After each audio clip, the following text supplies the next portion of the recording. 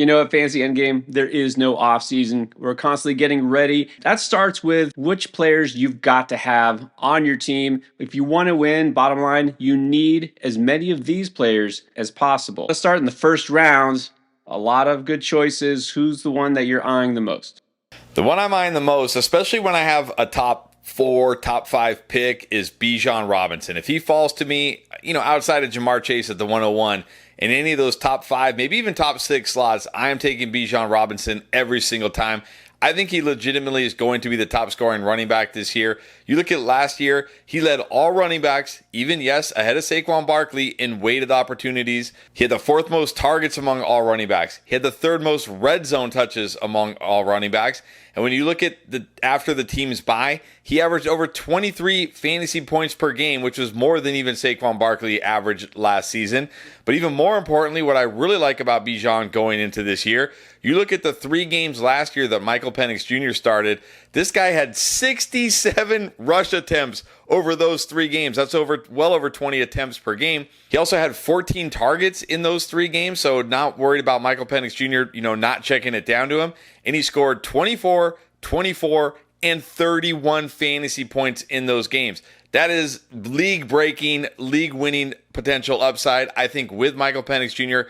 going into year 2, they're going to lean on Bijan even more to protect Michael Penix Jr. He's willing to check it down to Bijan. This is one of the most talented running backs in the NFL in an above-average offense in a great situation where he gets all the high-leverage touches. I think if you got an early first-round pick outside of Jamar Chase, Bijan Robinson is the absolute smash pick you have to make. Now, you're not always going to pick early in the first round. Sometimes you got a late first round pick. Maybe you're at the turn in a 12-team league, and there's not a clear-cut option. You have several standout players, usually wide receivers. I find myself over and over just saying, I'm going to go Nico Collins. Now, look, there's nothing wrong with Puka Nacua and A.J. Brown and those other options, but Nico Collins, he's been the obvious wide receiver 1 in Houston. He is now the even more obvious wide receiver 1 because, let's face it, his competition for targets is a bunch of unproven rookies. It's easy to forget, yeah, Stephon Diggs and Tank Dell, I know they were gone for a lot of last season, but they played at least half the season. Tank Dell played more than half the season. You may not remember it because he didn't do a whole lot, but those 2 players, along with Robert Woods, yeah, he was technically on the Texans last year too, that's 175 vacated targets. And you can't tell me that Jaden Higgins, Jalen Noel, all these rookies are going to just pick those up. Nico Collins could be in share for one of those seasons that you just, by and far, is not only the leading receiver on his team, but one of the elite target hogs in the NFL. And CJ Stroud kind of had a down season. I think he'll get better this year because they actually beefed up that offensive line quite a bit. And already, Nico Collins last year was the wide receiver 9 in terms of fantasy points per game. Okay, that makes him a first-round pick. 2 guys that were ahead of him, I don't think will be ahead of him this year. Chris Godwin, obviously, coming off an injury. And T. Higgins, he's T. Higgins. He'll have his moments. He'll have his games. How many games is he actually going to play? Who knows? But clearly, I'm not taking those 2 guys over Nico Collins. And so, when I'm at that turn, I'm just auto-picking Nico Collins as much as possible. Another alpha receiver who might go ballistic this year. Yeah, I love that Nico Collins pick. I definitely taken a lot of Nico, but the wide receiver I find myself really drafting the most when I have a pick outside the top 5 or 6 picks, and of course Bijan is gone, is Malik Nabers. I just keep taking him over and over and again in drafts. Second in targets last year, first in target share and target rate, but despite that, he didn't have a monster season because his quarterbacks were absolutely pitiful. This guy was 5th in deep targets last year, but 4th in unrealized air yards. And whether it's Russell Wilson, who can still throw the moon ball, or Jameis Winston, who is fantasy gold for wide receivers, it's a massive upgrade over what he had last year. This is one of the best real-life wide receivers. He was 11th in yards after catch last year. And I've said it before in other videos and on the live streams, what I love about Malik Nabers and his situation is the fact that the Giants understand he is by far and away their best player, and they feed him the ball over and over again. Remember, he missed a couple games last year with a concussion and still almost had as many targets as Jamar Chase. This guy has a legitimate chance to be the most targeted wide receiver in the entire NFL. He's got game breaking like speed and yard after catch. And now he's finally going to have quarterbacks that can throw him an accurate deep ball. It wouldn't shock me one bit if Malik Neighbors is the highest scoring wide receiver in all of fantasy this year. I'm on board with that pick as well. Look, here's a player I know you keep drafting on Underdog, and I am too. And by the time the actual draft season comes, I don't mind if Chase Brown is my RB1 in fantasy. You don't have to get an elite running back in round 1 or 2. Chase Brown will probably be about a third round pick. It depends, of course, on your format. But if it's a PPR format, especially, yeah, that's what he is. He's an elite running back for fantasy. Now, you remember that Chase Brown took a while for him to really come on last year. It really didn't have to do just with Zach Moss, not being there. Yeah, I remember Zach Moss.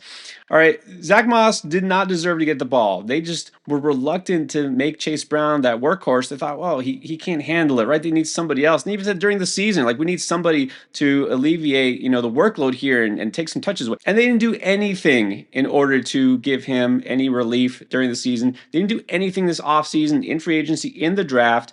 They have nobody there other than Chase Brown and I guess still Zach Moss. He is a workhorse. And you got to remember the second half of last season, between weeks 9 through 17, he was on a pace, if you extrapolate that for a full season, which we might see this year, 2,000 total yards from scrimmage and 12 touchdowns. This offense is still elite. Their schedule is actually really nice. I mean, this is going to be one of the most heavy pass catching running backs out there. This guy is on pace for 81 receptions over a full season, and I don't see anything standing in the way of him doing that. So Chase Brown could absolutely be your RB1, and you don't have to get him in the first round. Now, on the other hand, you might need a first-round pick for this guy, but it's probably worth it. You might. There was earlier in the offseason when you didn't need a first-round pick for Christian McCaffrey, and I said you have to take Christian McCaffrey in the second round. It's a steal, and his ADP is going to start going up into the first round, and we've seen that on Underdog. But I don't think we're going to see that in most typical redraft leagues because so many people were burned by Christian McCaffrey last year. I think you're still going to be able to get this guy in the second round. And I think if you can, you have to take the chance here. Now, I know what the argument is. I know the argument against McCaffrey. You don't need to comment down below and say, this guy is injury prone. This guy could wreck your season. Yes, that can happen, certainly. But all we've heard this offseason is he's 100%. Kyle Shanahan said he's going to give him his typical workload here. And if this guy is 100%, we know the upside he brings to the table. It's legit league-winning upside. And even when you look at it last year, in those 3 games that he played before the injury, not counting the game where he left with the injury, the 3 full games he played over 80% of the snaps in all of those games, had 16 total targets, went over 100 total yards in 2 of those games. He was still very good last year. He had a freak knee injury, and no, the knee injury was not related to the Achilles. It happened to hit his knee on the frozen tundra of Buffalo, and he had a PCL injury. So I'm not worried about any Achilles tendonitis. We haven't heard anything that it's even an issue right now. Sounds like all systems go. If Christian McCaffrey is full go this year, he legit can win you your fantasy league, and you're getting them potentially in the second round. Not sure how you can pass on it. Just like last year, people were scared to draft Saquon Barkley because, oh my gosh, Jalen Hurts is going to take all the touchdowns. People are going to be scared to draft Christian McCaffrey because, oh my gosh, he's always hurt. But if he doesn't get hurt this year, you're going to regret passing on McCaffrey. And if you're ready to get your fantasy football fix on and start drafting right now, you got to check out UnderdogFantasy.com. They have best ball drafts going on all off season long, including their flagship Best Ball Mania 6, which is going to make multiple millionaires in 2025. Just go to UnderdogFantasy.com, join using promo code ENDGAME, because not only is that going to get you a free pick that you can use among any sport, but also up to $1,000 in bonus cash that you can use to start drafting right now. I like a 49er that you can get much later in drafts. It's hard to even say who the wide receiver 1 is going to be in San Francisco and who's going to be drafted first, but I like Ricky Pearsall the best, and sometimes we'll see him drafted 3rd behind Brandon Ayuk and behind Juwan Jennings. Now, of course, it's hard to say how this is going to shake out, and a lot of times this is going to really depend on the training camp reports on Ayuk and his recovery, when he's going to be ready, all of that. But regardless of that, I still think Pearsall could be the wide receiver 1 because he was the one that really late in the season took on that role. Look, Juwan Jennings had some huge games, but really he wasn't consistent. He had a chance all season, but he clustered a lot of his fantasy points in just a couple of tasty matchups.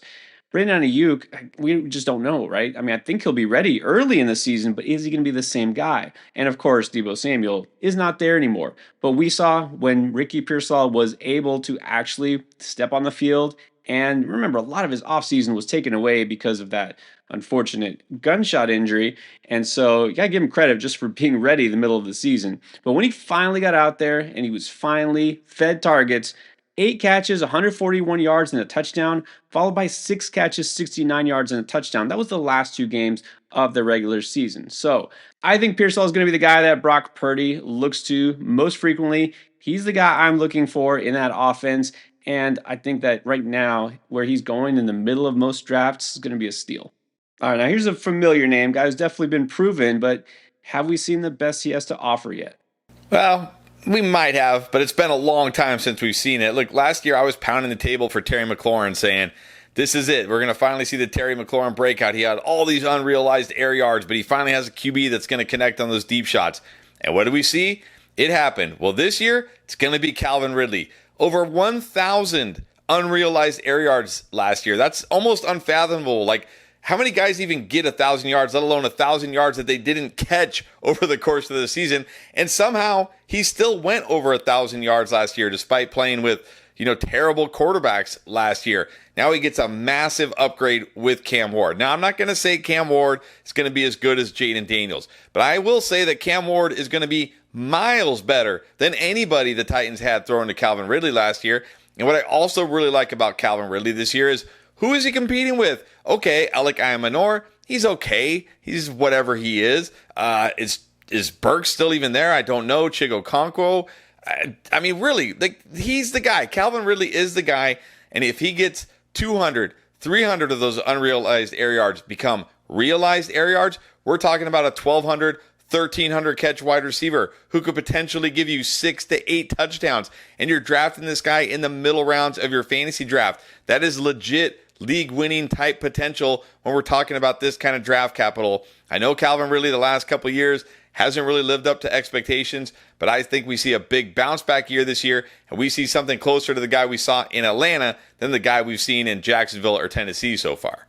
All right, and that's the perfect segue. Pass the baton. Give me a chance to talk about my boy who's going to help realize those air yards. It's Cam Ward. All right, so bias aside, let me just say, why can't Cam Ward be this year's Jayden Daniels? Look at the college profile. Very similar, right? Obviously, an outstanding year before becoming the top pick, which, by the way, remember, Caleb Williams was the number 1 pick last year, not Jayden Daniels. Cam Ward, the slam dunk number 1 pick. And look, the Tennessee offense, of course, was bad last year. Not very good, especially in the passing game, which is why they got the number 1 pick. But there are some good pieces there, like Calvin Ridley. He's got an experienced receiver. And look, even if you don't think Tyler Lockett is worth anything these days, he wasn't that bad. He's at least going to be a dependable kind of slot type guy. And they got some young talent to grow with him. Look, this is not going to be a bad offense because they've got an offensive minded head coach. And I think he's going to make the most of Cam Ward, who is definitely pro ready. But beyond all that, let me just say this. Look, last year, Jayden Daniels, some people speculating the upside, but he was like usually going around like QB 12, 13, he was your fallback option if you waited on a quarterback or, I'm going to take a chance on him. Cam Ward is being drafted right now as like the QB 24 or something like that. He's like an afterthought. Like nobody wants to take a chance on the number 1 pick in the NFL draft, right? Guy coming off a monster season who's being handed the keys to an NFL offense. I don't get it. Honestly, I don't get it. Now, I'm sure it's going to go up as we get closer to the season, but explain to me how Justin Fields is like a 100 ADP and Cam Ward is like a 160. Give me Cam Ward and that amazing upside that he has, and let's see if he can be this year's Jayden Daniels. All right, we're not done yet. Got a couple more guys we think are must-haves. Yeah, I think Kenneth Walker, this is the year we're going to finally see Kenneth Walker realize his potential. Getting Clint Kubiak as his offensive coordinator is perfect for this guy. Last year, he averaged 4.4 yards per carry on zone runs, only 3.7 yards per carry on man gap runs, but on outside zone runs, right? Those wide outside zone runs where you turn the corner, he averaged 4.7 yards per carry. That is Kenneth Walker's game. He's not a between the tackles grinder. He's a get him outside to the second level and let him hit those home runs. That is what Clint Kubiak brings. Last year, the Saints, under Clint Kubiak, ran the third most outside zone runs of any team in the NFL, almost half the time. That allowed Alvin Kamara, yes, Alvin Kamara, who hasn't been a good runner for the last 4 years, to have his highest explosive rating in the last 4 years. This is a perfect match for Kenneth Walker, and he also is a more than capable pass catcher, and I think Clint Kubiak is going to use him in that role as well. And again, Kenneth Walker, kind of the last couple of years, has kind of disappointed in fantasy. Now people aren't drafting him as high. This is a guy you can get in the round 5, round 6 type of range of your fantasy drafts. I think that is way too low. I think Kenneth Walker has legit top 10 upside this year. I'm taking a chance on him every time in those middle rounds. All right, we've got to sneak in at least one tight end here, right? Now, this is not a conscious decision, but as we do our mock drafts every week and we do our best ball drafts and underdog, I just find myself over and over again drafting TJ Hawkinson. And I've never been a TJ Hawkinson stan. In fact, I've always been the one to be like, he's a little over, like he's a good tight end, but he's a little overrated, right? Get overhyped. You remember there was this long string of these Iowa tight ends and guys like Noah Fant that we always had these high hopes for and just never really came to fruition. All right, so Hawkinson was a guy we were completely 100% out on last year, and that was a great decision because he really did nothing for you. Wasn't even worth having at any point in fantasy, honestly. Didn't score a single touchdown last year and wound up with less than 500 yards. Now, a lot of that's because he didn't play the first half of the season, but when he came back, he just was not the same guy. Yeah, we saw that coming. But this year, he should be back to normal, right? He's had a full year to recover, right? Healthy. And this offense, although it's mainly the same, there's going to be one difference. Take away Sam Darnold and replace him with JJ McCarthy. Now, I can't tell you if McCarthy is going to be better or worse than Darnold because we just don't know yet. But I did notice that when you look at historically Sam Darnold in the time that he's been a starter, he's really never thrown to the tight end that much. Right? There is no tight end that has really been fancy relevant with Sam Darnold at quarterback. Well, there haven't been that many wide receivers either, but there have been, right? Especially last year. So I feel like this is a chance for Hawkinson to get back to what he was, which is a really good fantasy tight end, right? Because he's going to be healthy, he might get more targets, and he'll just be a more crucial part of this offense. But moreover, I don't have to spend an early draft pick to get TJ Hawkinson because of last year. So I'm buying the dip. I'm not having to spend up for an elite tight end, but I don't have to wait till the very end and kind of picking and choosing among these rookies, which I don't necessarily want to do. So I'm tapping TJ Hawkinson in those middle rounds over and over again, and I'll probably keep doing it. Those are 10 players you need this year in your fantasy draft. But we got way more content for you, so here are the videos that you need to help dominate.